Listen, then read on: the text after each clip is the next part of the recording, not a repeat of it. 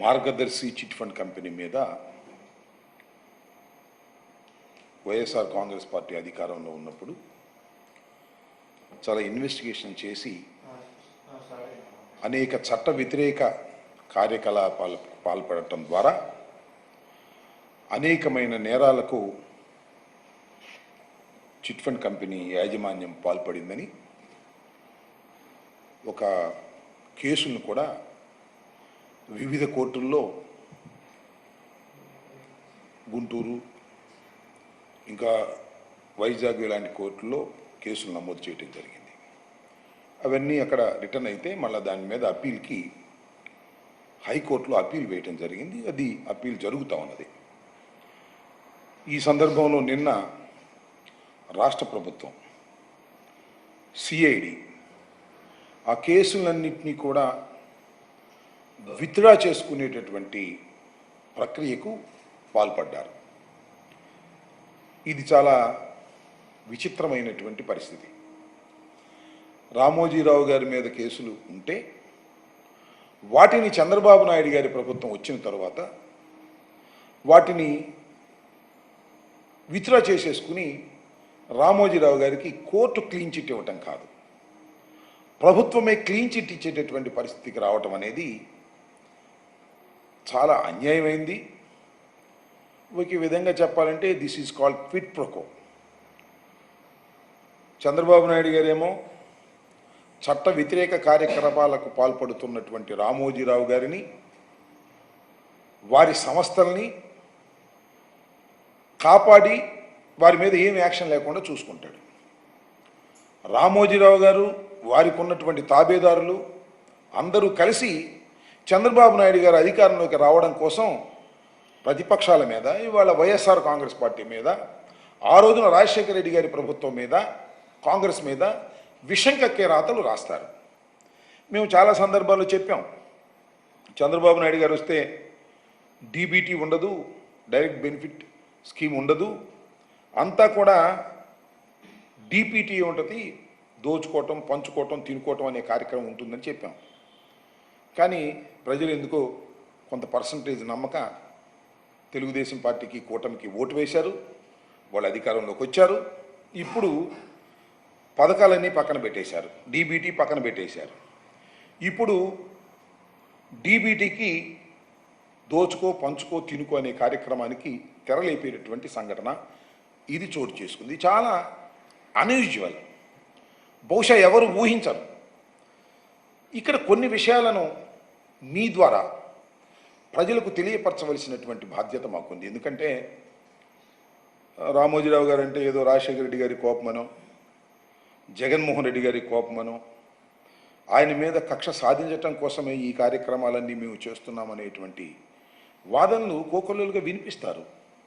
అప్పుడు రాజశేఖర రెడ్డి గారు మార్గదర్శి ఫైనాన్స్ మీద చట్టపరమైనటువంటి చర్యలు తీసుకున్నప్పుడు కూడా అనేకమైన కథనాలు వినిపించే ప్రయత్నం చేశారు. మీడియా మీద దాడి అన్నారు, రామోజీరావు మీద కక్షతో చేస్తున్నారనేటువంటి మాటలు మాట్లాడారు. సరే, అదంతా కథ నడిచింది, మీ అందరూ చూస్తారు. దాని విషయం కూడా నేను ప్రస్తావన చేస్తాను. అసలు ఏంటి చిట్ ఫండ్ కంపెనీ ఏంటి? మార్గదర్శి చిట్ ఫండ్ కంపెనీ ఏ విధంగా నడుస్తుంది? అసలు ఈ దేశంలో చిట్ ఫండ్ కంపెనీలు ఏ విధంగా నడవాలి? 1982 చట్టం ప్రకారం, చిట్ ఫండ్ యాక్ట్ ప్రకారం, రిజర్వ్ బ్యాంక్ ఇచ్చేటువంటి చిట్ ఫండ్ యాక్ట్ ప్రకారం చిట్ ఫండ్ కంపెనీ నడవాలి, నడిచి తీరాలి. నడవకపోతే అవి చట్ట వ్యతిరేకంగా వాటిని డిక్లేర్ చేసి క్లోజ్ చేసినటువంటి సందర్భాలు ఉన్నాయి. రామోజీరావు గారు పెట్టినటువంటి మార్గదర్శి చిట్ ఫండ్ కంపెనీ అనేది చట్టపరంగా నడుస్తుందా లేదా? నడవటం లేదు. థరో ఎంక్వైరీ చేసిన తర్వాత సిఐడి అందరినీ విచారించిన తర్వాత ఒక నిర్ణయానికి వచ్చింది, సాక్ష్యాధారాలను సేకరించింది. చిత్రం ఏంటంటే, ఒక చిట్ ఫండ్ కంపెనీ నడిపేటప్పుడు ఒక చిట్టుని మనం ఫ్లోట్ చేసినప్పుడు, ₹1 కోటి చిట్టును మనం ఫ్లోట్ చేస్తాం. ఫ్లోట్ చేసినప్పుడు దానికి ఒక ప్రత్యేకమైన అకౌంట్ పెట్టాలి. ఆ అకౌంట్లో ఈ చిట్టు వసూలు చేసిన డబ్బులు ఆ అకౌంట్లో వేయాలి. అక్కడే ఉండాలి తప్ప మరొక అకౌంట్లో వేయటానికి వీల్లేదు, ట్రాన్స్ఫర్ చేయడానికి వీల్లేదు. ₹1 కోటి చిట్టుకు అలాగే చేయాలి. అలా ఎన్ని చిట్లు ఓపెన్ చేస్తే అన్ని చిట్లకి అన్ని అకౌంట్స్ ఓపెన్ చేయాలి. ఇవన్నీ కూడా అకౌంట్స్లోనే ఉండాలి తప్ప అటు ఇటు మారకూడదు. కానీ మార్గదర్శి చిట్ ఫండ్ కంపెనీ చేసింది ఏమిటంటే అన్నిటికీ కలిపి ఒకే అకౌంట్, ఎన్ని చీట్లైనా సరే ఒకే అకౌంట్ ఏర్పాటు చేశారు. అన్నీ ఆ అకౌంట్లో వేస్తారు. ఆ అకౌంట్లో ఉంచుతారా? ఉంచరు. ఆ బ్రాంచ్లో ఉంచుతారా? ఉంచరు. అన్నీ హైదరాబాద్ షిఫ్ట్ చేస్తారు. హైదరాబాద్ షిఫ్ట్ చేసి ఏం చేస్తారు? రామోజీరావు గారికి అనేక కంపెనీస్ ఉన్నాయి, మీ అందరికీ తెలుసు. Usha Kiran movies, Ramoji film city, dolphin hotels, Priya foods, Eenadu ఇక్కడే కాదు, చాలా రాష్ట్రాల్లో కూడా ఉంది. ఇలా there are so many companies, చాలా వ్యాపారాలు ఉన్నాయి రామోజీరావు గారికి. ఈ డబ్బులన్నీ తీసుకెళ్ళి దానిలో పెట్టుబడి పెడతారు, మ్యూచువల్ ఫండ్స్లో పెడతారు, ఫిక్స్డ్ డిపాజిట్ చేస్తారు. దాని మీద వచ్చినటువంటి ఆదాయంతో పెద్ద సామ్రాజ్యాన్ని నిర్మిస్తారు. రామోజీరావు గారు నిర్మించిన మొత్తం సామ్రాజ్యం అంతా కూడా ఆయన పెట్టుబడితో కాదు. డిపాజిట్లు సేకరణ, చట్ట వ్యతిరేకమైన డిపాజిట్ల సేకరణ, చట్ట వ్యతిరేకమైన చిట్ ఫండ్ కంపెనీలలో పెట్టిన పెట్టుబడులు, వీటన్నిటితో ఒక పెద్ద సామ్రాజ్యాన్ని నిర్మించుకున్నాడు రామోజీరావు గారు. ఇది చట్ట వ్యతిరేకమైనటువంటి అంశం. దీని మీద అనేక కంప్లైంట్స్ వచ్చాయి, సిఐడి విచారించింది. చివరికి రామోజీరావు గారిని కూడా విచారించడం జరిగింది, మీ అందరికీ తెలుసు. అదేవిధంగా వారి కోడలి గారిని, ఎవరైతే చిట్ ఫండ్ కంపెనీ యాజమాన్యులు ఉన్నారో ఆమెను కూడా విచారించేటటువంటి కార్యక్రమం చేసింది. విచారిస్తారు. రామోజీరావు గారిని విచారించడం ఏంటి? రామోజీరావు గారు అంటే పెద్దవారిని విచారిస్తారా? ఎంత అన్యాయం, ఎంత అక్రమం! జగన్మోహన్ రెడ్డి గారు ఏంటి పని చేస్తున్నారు అనేటువంటి మాటలు మాట్లాడారు, మీరు చూసే ఉంటారు. నాకు అది తెలియక అడుగుతానండి. సరే, రామోజీరావు గారు స్వర్గస్థులు అయిపోయారు, చనిపోయారు, అది వేరే అంశం. ఆయన గురించి నేను భూషణలు మాట్లాడడం సరైనటువంటి విధానం కాదు. కానీ రామోజీరావు గారైనా, నేనైనా, చంద్రబాబు అయినా, ఎవరైనా చట్టానికి వ్యతిరేకులేం కాదే. చట్ట ప్రకారం చేయవలసినటువంటి కార్యక్రమాన్ని చట్ట ప్రకారం చేయకోకుండా చట్టానికి వ్యతిరేకంగా చేస్తే, మరి ఈ దేశానికి ప్రధానమంత్రిగా ఉన్నటువంటి పివి నరసింహారావు గారు బోన్లో నిలబడ్డాడు కాదా? ఇందిరాగాంధీ వెళ్ళి బోన్లో నిలబడింది కాదా? మొన్న రాహుల్ గాంధీ గారికి పాపానికి శిక్ష పడిన తర్వాత రద్దు చేసిన అది వేరే విషయం. చట్టానికి ఎవ్వరూ అతీతులు కాదు అనేది నగ్న సత్యం. కానీ రామోజీరావు గారిని మాత్రం మనం ఎవరు విచారించకూడదు, విచారించడానికి వీల్లేదు. అనేకమైన అక్రమాలకు పాల్పడినటువంటి వ్యక్తి రామోజీరావు గారు. రామోజీరావు గారు చట్ట వ్యతిరేక కార్యకలాపాలకు పాల్పడ్డారు కాబట్టే అనేక సందర్భాల్లో మేము చెబుతూ వచ్చాం, ఆర్థిక నేరస్తుడు, వైట్ కాలర్ క్రిమినల్ రామోజీరావు గారు. ఆయన సామ్రాజ్యం అంతా కూడా, ఆయన పెట్టుబడులన్నీ కూడా అక్రమంగా తయారు చేసినవి తప్ప చట్ట ప్రకారం నడిచినవి కావు. మీ అందరికీ తెలుసు, మరొకసారి గుర్తు చేస్తా. మార్గదర్శి ఫైనాన్స్ ఇది 2006లో రాజశేఖర రెడ్డి గారు ముఖ్యమంత్రిగా ఉన్నప్పుడు బయటకు వచ్చింది. అప్పుడు చాలా స్పష్టంగా ఆర్బీఐ చెప్పింది, రామోజీరావు గారు వసూలు చేస్తున్నటువంటి డిపాజిట్స్ అన్నీ కూడా అక్రమం, ఆర్బీఐ చట్టం ప్రకారం అవి వ్యతిరేకం, వాటి మీద యాక్షన్ తీసుకోవాలి, ఆ తీసుకునేటటువంటి హక్కు కూడా రాష్ట్ర ప్రభుత్వానికి ఉంది అని ఆ రోజు తేల్చి చెప్పిన తర్వాత రామోజీరావు గారి మీద కేసులు ఫైల్ చేయడం జరిగింది, హైకోర్టులో వేయటం జరిగింది. ఆయన హైకోర్టులో తప్పుకోవడం కోసం అనేకమైనటువంటి స్టేలు తీసుకోవడానికి ప్రయత్నం చేసినా కూడా న్యాయస్థానాలు అంగీకరించలేదు. కానీ చిత్రమైన విషయం మీ అందరికీ తెలుసు, 2-3 సార్లు నేను చెప్పా, ఆంధ్ర రాష్ట్రం విడిపోయిన తర్వాత ఆంధ్రప్రదేశ్ కోర్టు 2గా డివైడ్ అవుతున్నప్పుడు, ఉమ్మడి రాష్ట్రం నుంచి ఆంధ్రప్రదేశ్కి తెలంగాణకి 2018 డిసెంబర్ 37వ తారీఖు చివరి రోజున రామోజీరావు గారు కేసు కోర్టుకు వెళ్ళింది. ఎట్లా వెళ్ళిందో తెలియదు, వెళ్ళింది, అది కొట్టేశారు. రామోజీరావు గారు మార్గదర్శి ఫైనాన్స్ చేసిన తప్పుల మీద రాజశేఖర రెడ్డి గారు పెట్టినటువంటి, ప్రభుత్వంలో ఉన్నప్పుడు పెట్టినటువంటి కేసుని కొట్టేశారు. ఏ పేపర్లోనూ రాలా. ఇవాళ కూడా ఇది కూడా ఏ పేపర్లోనూ రాలా. నిజంగా రాష్ట్ర ప్రభుత్వం మార్గదర్శి చిట్ ఫండ్స్ మీద ఇచ్చినటువంటి కేసుని సిఐడి విత్డ్రా చేసుకుంటే ఇది పెద్ద వార్త కదా. ఎందుకు రాయలేదు రామోజీరావు గారు? అఫ్ కోర్స్ ఆయన చనిపోయారు అనుకోండి, ఈనాడు పేపర్లో ఎందుకు రాలేదు? ఈనాడు పేపరే కాదు, ఏ పేపర్లో ఒక సాక్షిలో తప్ప దాన్ని భూస్థాపితం చేయాలనేటువంటి కార్యక్రమం ఆ రోజున కూడా నేను మనవి చేస్తున్నా. ఎప్పుడైతే మార్గదర్శి ఫైనాన్స్ కేసుని హైదరాబాద్లో ఉమ్మడి కోర్టులో చివరి రోజున అప్పుడున్నటువంటి జస్టిస్ రజని కేసుని కొట్టివేసింది కూడా ఏ పేపర్లో రాలా, గుర్తుచప్పుడు కూడా ఆపేశారు. ఇది కూడా అంతే. అంటే దీన్ని బట్టి అర్థమవుతుంది ఏమిటంటే ఇది తప్పు, దీన్ని బయటికి రానియకూడదు, దీన్ని మనం మేనేజ్ చేసుకుంటున్నాము, అందువల్ల దీన్ని బయటికి రానియకోకుండా ఆపేయాలి అనేటువంటి ఉద్దేశంతోనే ఏ పత్రికలోనూ రాకోకుండా జాగ్రత్త పడేటువంటి కార్యక్రమాలు చేస్తున్నారు. ఇవాళ కూడా దురదృష్టవశాత్తు ఒక చట్ట వ్యతిరేక కార్యకలాపాలకు పాల్పడుతున్నటువంటి మార్గదర్శి చిట్ ఫండ్స్, చాలా మీరు చూశారు మార్గదర్శి చిట్ ఫండ్స్, ఇప్పుడు చిట్లు లేవు, ఎందుకంటే చట్ట వ్యతిరేకంగా చేస్తూ ఉంటే రిజిస్ట్రార్స్ ఇవ్వలేదు, పర్మిషన్ ఇవ్వలేదు. ఏ చీటీకి ఆ చీటీనే వాళ్ళు అడిగారు, అయ్యా మార్గదర్శి chit fund company RBI chit fund company chit fund acts ప్రకారం 1982 ప్రకారం నడుస్తుందని మీరు నిరూపిస్తేనే మేము ఇస్తామన్నారు. అందుకని ఆగిపోయినాయి, డిపాజిట్స్ కూడా రాలేదు, డిపాజిట్లకు ఇవ్వలేనటువంటి పరిస్థితి ఏర్పడింది. అంత గందరగోళం ఏర్పడినటువంటి సంస్థ ఆల్మోస్ట్ ఆల్ దివాళా తీసే పరిస్థితికి వచ్చేసింది, చట్ట ప్రకారం నడవడం లేదు. ఇవాళ చంద్రబాబు నాయుడు గారు వచ్చి క్విట్ ప్రోకో మమ్మల్ని రక్షించడానికి రామోజీరావు గారు ఉన్న కాలంలో ప్రయత్నించారు. ఇప్పుడు రామోజీరావు గారి తదనంతరం వచ్చిన మేనేజ్మెంట్ కూడా మమ్మల్ని కాపాడుతుంది, కాబట్టి దీన్ని మనం విత్డ్రా చేసేసుకుందాం అనేటువంటి పరిస్థితుల్లోకి వెళ్ళి అర్ధంతరంగా ఉన్నటువంటి కేసుని సిఐడి విత్డ్రా చేసుకోవటం అనేది చాలా ఘోరమైనటువంటి అంశం. అయితే నేను మనవి చేస్తున్నా, ఈ సందర్భంలో చంద్రబాబు నాయుడు గారికి మనవి చేస్తున్నా, రామోజీకి సంబంధించినటువంటి వారి కుటుంబ సభ్యులకి మనవి చేస్తున్నా, మీరు విత్డ్రా చేసుకున్నంత మాత్రం కేసు పోద్దని అనుకోమాకండి. ఆ రోజున ఉమ్మడి హైకోర్టులో జస్టిస్ రజనీ గారు కొట్టేసినా ఉండవల్లి అరుణ్ కుమార్ అనే వ్యక్తి అది తెలుసుకొని సంవత్సరం తర్వాత సుప్రీంకోర్టుకి వెళ్ళాడు. సుప్రీంకోర్టులో ఏం చెప్పాను, yes this the fit case, కింద కొట్టేయటం తప్పు, మళ్ళా విచారించండి అని తెలంగాణ కోర్టుకి వెనక్కి పంపిస్తే మన విచారణ జరిగింది. విచారణ జరిగితే ఆర్బీఐ చాలా స్పష్టంగా కౌంటర్ పడేసింది, ఎస్ రామోజీరావు గారు చేసినటువంటి డిపాజిట్స్ అన్నీ కూడా చట్ట వ్యతిరేకమైనవి, వారి మీద యాక్షన్ తీసుకోవాలి, వారి మీద వసూలు చేయాలి అవసరమైతే అనేటువంటి ఒక కౌంటర్ పడేసింది. మరి ఆంధ్రప్రదేశ్ ప్రభుత్వం మరి కౌంటర్ పడేస్తుందో లేదు తెలియదు, తెలంగాణ ప్రభుత్వం పడేస్తూ లేదు.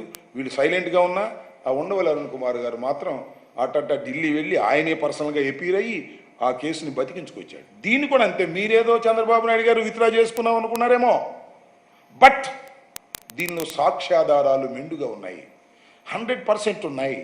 చట్ట వ్యతిరేకంగా మీరు చిట్ ఫండ్ కంపెనీలు నడుపుతున్నారు, ఆ చిట్ ఫండ్ కంపెనీలో ఉన్న డబ్బులన్నీ కూడా మీరు సొంతానికి వాడుకుంటున్నారు, మీకున్నటువంటి అన్ని కంపెనీల్లోనూ వాటిని పెట్టుబడులు పెట్టుకుంటున్నారు.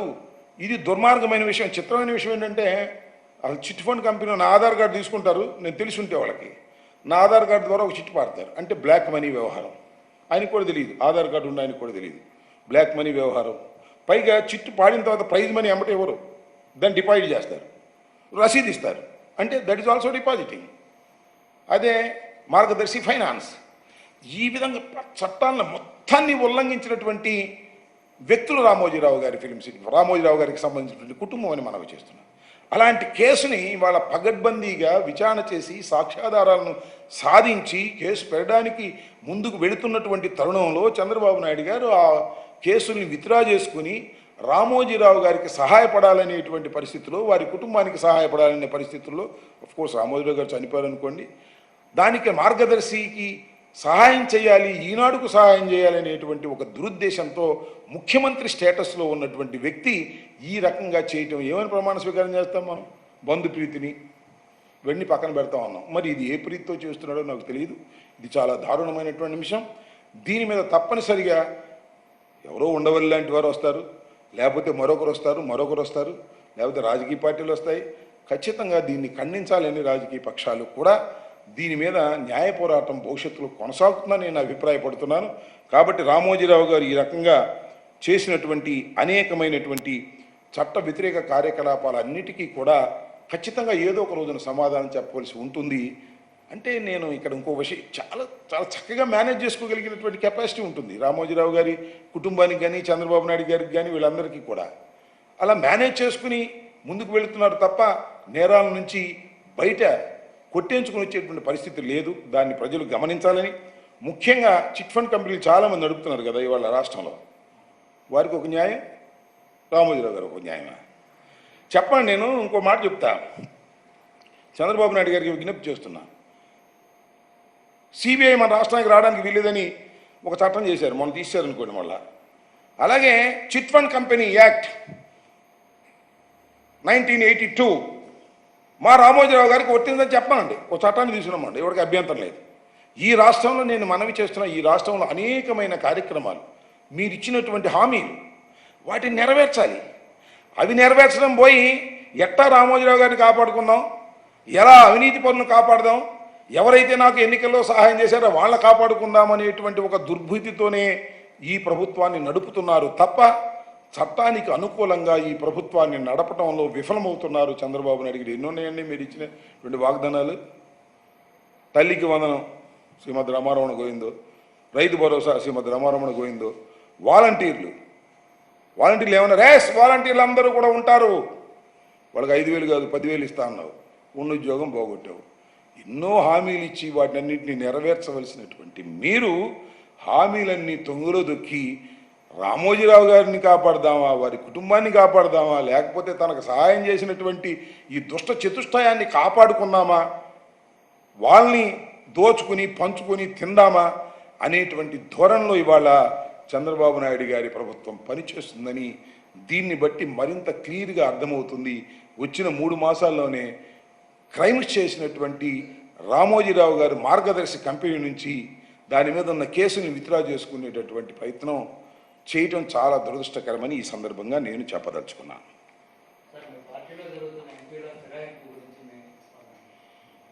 ఎంపీలు ఫిరాయింపులు 2 ఎంపీలు రాజీనామా చేసినట్టుగా నేను వచ్చాము. ఇదేం కొత్త?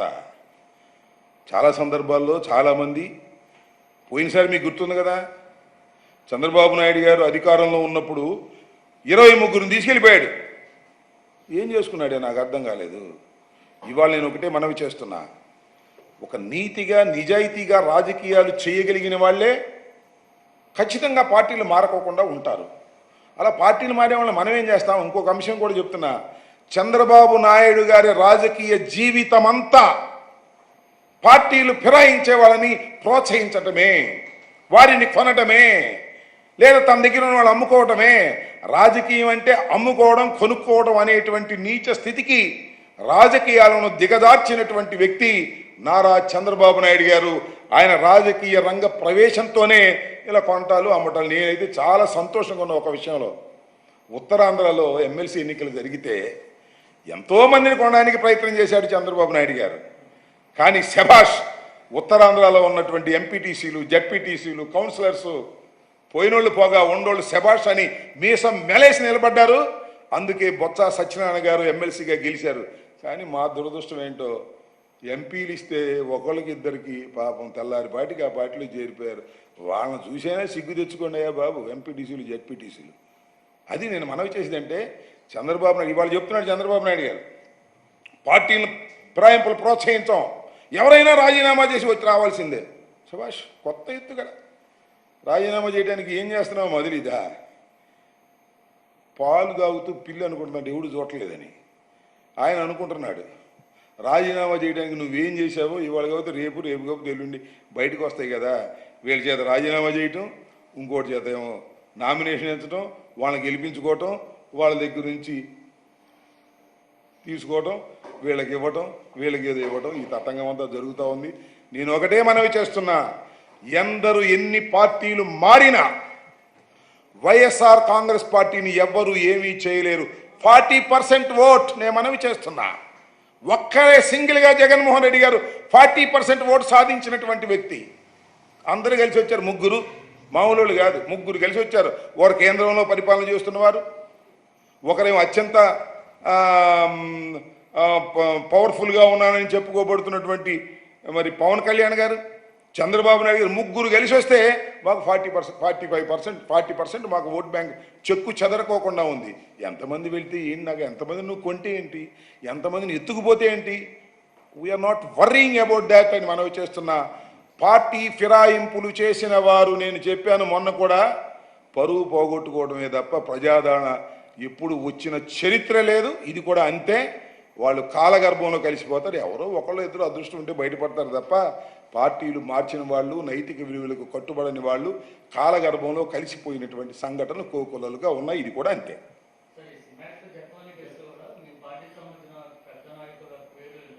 పెద్ద నాయకుల పేర్లు ఎవరబ్బా ఆయన?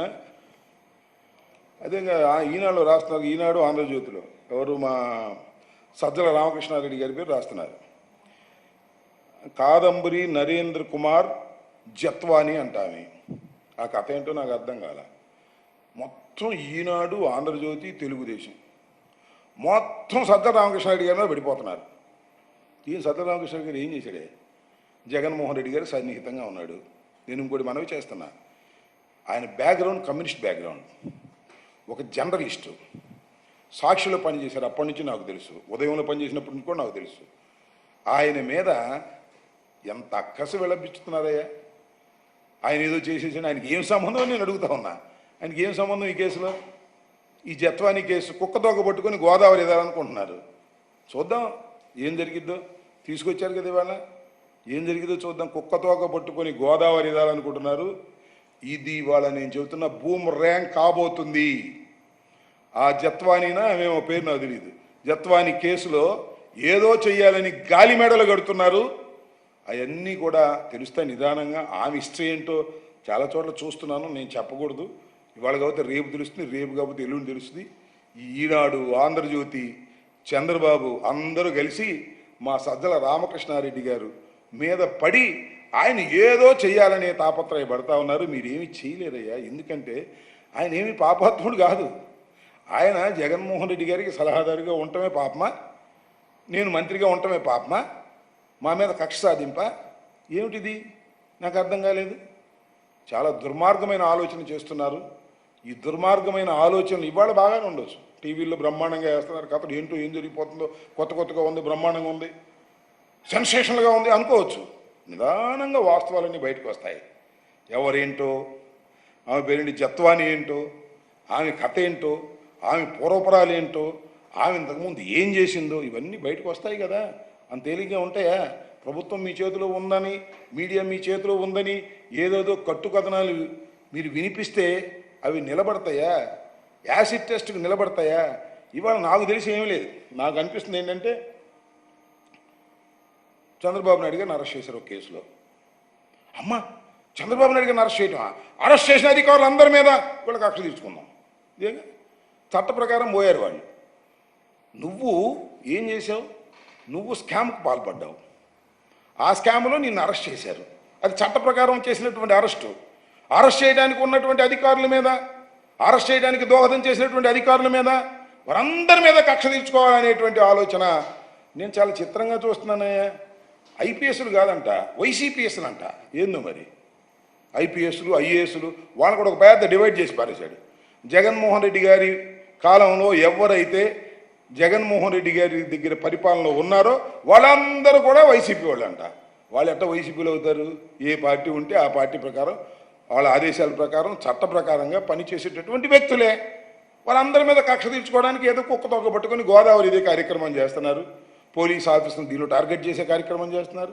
మా సజ్జల రామకృష్ణారెడ్డి గారిని టార్గెట్ చేసే ప్రయత్నం చేస్తున్నారు. ఇలాంటి ఉడత ఊపులకి ఏం భయపడమని కూడా ఈ సందర్భంగా నేను చెప్పదలుచుకున్నాను.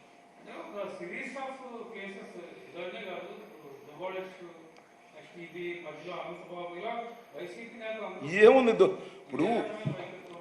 దువ్వాడ శ్రీను, అనంతబాబు, లేకపోతే నా మీద పెట్టిన కేసు, నా మీద పెట్టిన ఏంటి నాకు అర్థం కాల. గాలిలో బీగడం తప్ప ఏమైనా ఉందా? దువ్వాడ శ్రీను అందరికి తెలిసిన విషయమే కదా. ఏం లేదు. పాత కేసులు తవ్వటం, దానిలో ఏమన్నా పెట్టడం. ఆ బాలకృష్ణ కాల్పుల కేసు కూడా తవ్వుతారేమో నాకు అర్థం కాల. మరి ఇవాళ నాకు అవనగడ్డలో డాక్టర్ శ్రీహర్రావు అని మాకు కూడా బాగా తెలుసు. ఆయన పాపం చనిపోయాడు. ఆ కేసులో సింహాద్రి రమేష్ను పెట్టాలని ఇప్పుడు మళ్ళీ సిఐడికి ఇచ్చారు. అంటే పాత కేసులు తవ్వి దానిలో ఎవరినో ఇతికించాలని, ఇదంతా ఒక గెలిచిన ఉత్సాహంలో కళ్ళు బైర్లు గమ్మి పోలీసులు వాళ్ళు చెప్పినట్టు ఇంటారేమోననే ఉద్దేశంతో కేసులు పెట్టేటటువంటి కార్యక్రమం, రోపలు పెట్టేటటువంటి కార్యక్రమం చేస్తున్నారు. ఇవాళ మా ఎమ్మెల్యేలను టార్గెట్ చేశారు కదా, మా పిల్లల రామకృష్ణారెడ్డిని రోపలు పెట్టారు. ఆ కేసు ఏంటో తెలుసా మీకు? అసలు గాయం లేదు, 307 ఎదుటివాడికి గాయం లేదు. కేసు కూడా ఎప్పుడు పెట్టారు? సంఘటన జరిగిన 10 రోజులు కేసు రిజిస్టర్ చేశారు. ఆ కేసులు ఈయన పెట్టారు. సుమారుగా 2 నెలల పైచిలకు ఆయన్ని రోపనుంచేటటువంటి కార్యక్రమం చేశారు. మేనేజ్మెంట్ అంటే ఏ విధంగా మేనేజ్మెంటు? సీడీ పంపరు, ఇన్వెస్టిగేషన్ అంటారు, పర్సన్ పిలవాలి, ఆయన కస్టడీలోకి తీసుకోవాలంటారు. ఇట్లా డ్రాగ్ అని చేసి ఆయన అరెస్ట్ చేసేటువంటి పద్ధతి. అలాగే మన రమేష్ వాళ్ళ అబ్బాయిని రాజుని రోపలు పెట్టే కార్యక్రమం. అదేవిధంగా తెలుగుదేశం ఆఫీస్ మీద జరిగిన దాడిలో ఇప్పుడు కొత్తగా కొంతమందిని చేర్చడం, అప్పిరెడ్డిని వాళ్ళని చేర్చడం, వాళ్ళ మీద యాక్షన్ తీసుకునే కార్యక్రమం. అలాగే శ్రీహరిరావు గారు చనిపోతే డాక్టర్ గారు ఆ కేసులో ఇవాళ రమేష్ని పెట్టడం. ఇట్లా అందరినీ కేసుల్లో పెట్టి భయపెట్టాలని ప్రయత్నం చేస్తున్నారు. ఇవన్నీ బూమరాంగ్ అవుతాయి. వాస్తవాలు ఉంటే ఎవరైనా చేయొచ్చు, తప్పలేదు. మర్డర్ చేస్తే వాళ్ళని ఖచ్చితంగా లోపల వేయాల్సిందే. ఒక 307 ఉంటే వాళ్ళని తప్పనిసరిగా లోపల వేయాల్సిందే. వాయిస్ చేసి కేసుల్ని వేసి ఏదో బెదిరించాలని మీరు చేసే ప్రయత్నాలు నిలబడతాయా? నిలబడవు. కాలగర్భంలో అన్నీ కూడా తెలుస్తాయి. చరిత్ర చెప్పిన సత్యాలు ఇవన్నీ కూడా గుర్తుపెట్టుకోమని మనం చేస్తున్నాం.